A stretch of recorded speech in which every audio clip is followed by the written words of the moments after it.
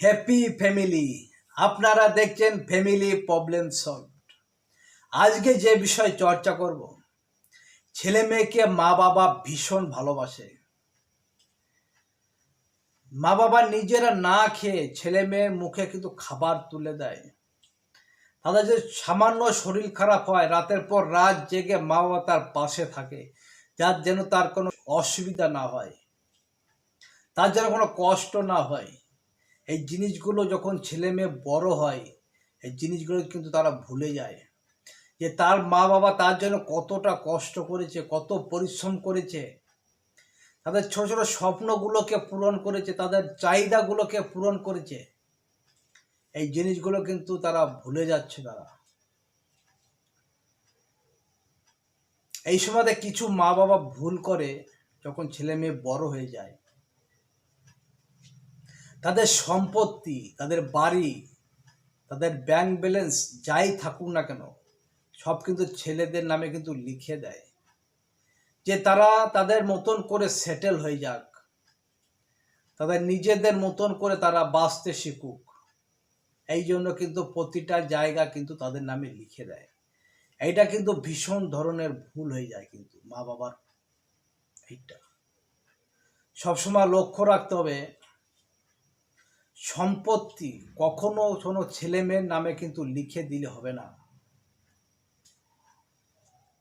আপনার সম্পত্তি আছে, তাদের মধ্যে ভাগ করে দিন, যেন তারা ঘর করুক, কোনো জায়গা চাষ করে খাক, যেরকম আছে সেইভাবে কিন্তু দিয়ে দেন। আপনার নামেই কিন্তু থাকবে জিনিসটা। যদি কাউকে কোনো স্পেশাল করে কিছু দেওয়ার থাকে, আপনি তার নামে নমিনি করে রাখতে পারেন।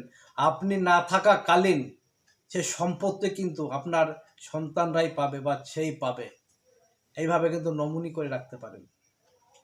যদি আপনার সম্পত্তি আপনি লিখে দেন, তাহলে তো ভীষণ ধরনের কিন্তু বিপদ হতে পারে আপনার সঙ্গে। যেসব এখনকার ছেলে মেয়েরা যেরকম মা বাবার সঙ্গে যেভাবে আচরণ করছে, বাড়ির থেকে বের করে দিচ্ছে মা বাবাকে, এই জন্য নিজের সম্পত্তি নিজের কাছেই কিন্তু রাখতে হবে। এই ভুল কখনো করা যাবে না। আপনার সম্পত্তি কখনো ছেলে মেয়েদের নামে বা কারোর নামে কিন্তু লিখে দেবেন না। তবে কিন্তু আপনার যে চাহিদা, আপনার যে সম্মান, এই সম্মানটা কিন্তু সব সময় কিন্তু থাকবে ছেলে মেয়েদের কাছে, আপনার বৌমাদের কাছে, আপনার মেয়েদের কাছে, সবার কাছে কিন্তু এই পুরো সম্মান কিন্তু আপনার থাকবে।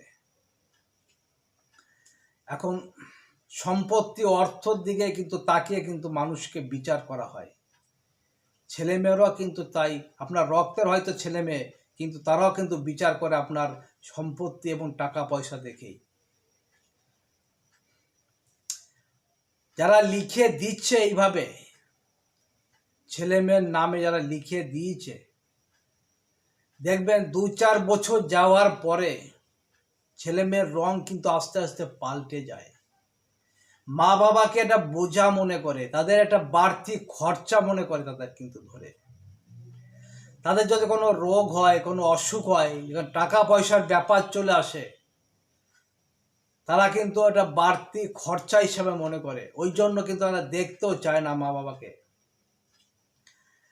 তো বাড়িতে থাকে, যদি কোনো ধরনের নতুন খাবার নিয়ে এসে তার ছেলে, দেখবেন নাতিরা হয়তো খেতে খেতে আসছে যে বাবা এই জিনিসটা নিয়ে এসছিল, বা খেয়ে এসছে, এসে দাদুর কাছে গল্প করছে, এই জিনিসটা আমি খেয়ে এলাম দাদু। কিন্তু তাদের কাছে কিন্তু পৌঁছাচ্ছে না যে মা বাবা আছে, তাদের দুটো দিই, তারা খাক, তাদের কিন্তু দিচ্ছে না। নাতিদের মুখে শুনতে হচ্ছে এই জিনিসটা কিন্তু তার বাড়িতে এনেছিল খাবার জন্য। এটা কতটা কষ্টে তার মা বাবার কাছে, যে সন্তানকে কষ্ট করে নিজেরা না খেয়ে তাদের মানুষ করে, যে তাদের খাবার খাইয়েছে, তাদের কোন জিনিসটা ভালো লাগে, কোন জিনিসটা তাদের চায়, সেই জিনিস চাহিদাগুলোকে পূরণ করেছে। আজ সেই ছেলেমেয়েরা বড় হয়ে ইনকাম করছে, সেই খাবার কিন্তু দিতে পারছে না মা বাবাকে। এমন এমন ছেলে মেয়ে আছে যে মা বাবার গায়ে হাত পর্যন্ত তুলছে, বাড়ির বাইরে বের করে দিচ্ছে। কতটা কষ্টের বুঝতে পারছে। যে সময় তাদের নাতিদের নিয়ে খেলার সময়, টাইম পাস করার সময়, কাজের থেকে অবসর নিয়েছে তারা, সেই সময়তে তাদের বাড়ির থেকে বের করে দিচ্ছে। একবার চিন্তা করে দেখছে না তারা কিভাবে খাবে, কিভাবে চলবে, বাড়ির থেকে কিন্তু বের করে দিচ্ছে। এমনকি বৌমাদের কথা শুনে হোক, নিজের বুদ্ধিতে হোক, যাই হোক, মা বাবাকে কিন্তু বাড়ির থেকে বের করে দিচ্ছে। একবার চিন্তা করে দেখছে না সে কিভাবে খাবে, কিভাবে কি করবে। এই বয়স হয়ে যাওয়ার পরে কিন্তু সে কাজ খুঁজে বেড়াচ্ছে, কিভাবে তার দিন চলবে, কিভাবে দু মুঠো খাবে সে। সেই জন্য কিন্তু লোকের বাড়িতে কাজ করে কিন্তু তাকে টাকা রোজগার করে কিন্তু খেতে হচ্ছে। এমনও মা বাবা আছে। কিছু মা বাবা আছে তারই নামে আছে সম্পত্তি, তার বাড়ি, তা সত্ত্বেও কিন্তু বাড়ির থেকে বের করে দিচ্ছে, বা এমন একটা ভাঙা বাড়িতে রাখছে যে ভীষণ কষ্টের ব্যাপার। ঠিকমতো খেতে দিচ্ছে না তার মা বাবাকে, তারই বাড়ি, তারই টাকা পয়সা, তাকেও কিন্তু খেতে দিচ্ছে না তার ছেলেমেয়েরা। ছেলেমেয়েরা যে এরকম হয়ে থাকে, এরকম অন্যায় বিচার যদি করে থাকে, যার নামে সম্পত্তি আছে সেটা থাকাকালীনও বাড়ির থেকে বের করে দিয়েছে, এত বড় অন্যায় কাজ যদি সে করতে পারে, এখানে কিন্তু আপনাকেও কিন্তু শক্ত হতে হবে, মা বাবা কিন্তু শক্ত হতে হবে। আপনি বলবেন ছেলে মেয়েকে, বা আপনার পাড়াতে যারা আছে, মান্যগণ্য ব্যক্তি যারা আছে, তাদের বলে আপনার সম্পত্তি আপনি বিক্রি করবেন, এইরকম একটা প্রস্তাব কিন্তু রাখবেন আপনারা, যে আমার সম্পত্তি আমি বিক্রি করে দেব। যেখানে আমাকে দেখতে পাচ্ছে না ছেলেমেয়েরা, আমার সম্পত্তি তাদের দেব কেন? আর আমার সম্পত্তি যদি নিতে হয়, আমাকে সঠিকভাবে সেবা করতে হবে, তোমাদের সঠিকভাবে সেবা করতে হবে, তবে আমার সম্পত্তি তোমরা পাবে। সেটা যদি না হয়, আপনার সম্পত্তি আপনি বিক্রি করে, আমাদের রাজ্যে অনেক বৃদ্ধাশ্রম আছে, সেইখানে চলে যাবেন। ইউটিউবে সার্চ করবেন বৃদ্ধাশ্রম বলে, দেখবেন প্রচুর ধরনের কিন্তু বৃদ্ধাশ্রম আছে। যদি আপনি টাকা দিয়ে থাকতে চান, টাকা দিয়ে থাকার মতো কিন্তু বৃদ্ধাশ্রম আছে। আর আপনার কাছে যদি টাকা নাও থাকে, সেরকমও বৃদ্ধাশ্রম আছে, টাকা না থাকলেও কিন্তু আপনি থাকতে পারবেন। সেখানে যথেষ্ট পরিমাণে কিন্তু সেবা করে তারা, বাড়ির থেকে অনেক অনেক বেশি ভালো থাকবেন আপনারা। তারা কিন্তু বয়স্ক মা বাবাদের ভীষণ খেয়াল রাখে, তাদের শরীর খারাপ হলে তাদের পাশে থাকে, প্রতিটা পাশে থাকে। কিন্তু এই বৃদ্ধাশ্রমে চলে যাবেন, অনেক অনেক ভালো থাকবেন।